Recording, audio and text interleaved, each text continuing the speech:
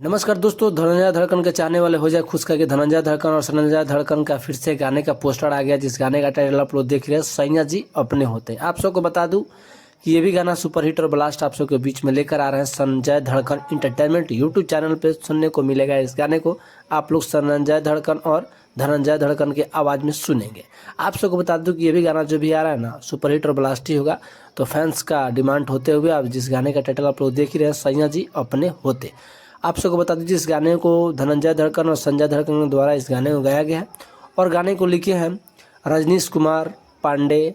आप सबको बता दूं कि कमलेश कुमार का द्वारा भी लिखा गया है इस गाने को, और म्यूजिक संगीत आप सबके बहुत अच्छे दिल के इंसान दिए हैं और डीके दीवाना के द्वारा इस म्यूजिक संगीत को दिया गया है। तो धनंजय धड़कन के चाहने वाले हो जाए खुश का कि धनंजय धड़कन आप सबके बीच में फिर एक नया गाने लेकर आ रहा है। फिल्म अटा चक्की प्रेम कहानी के बाद आप दोनों भाई का गाना एक बार आप लोग सुनिए और भोजपुरी प्लेटफॉर्म यूट्यूब चैनल को सब्सक्राइब कर लीजिए, ताकि ऐसा ही खबर आप सबको सुनने को मिलेगा।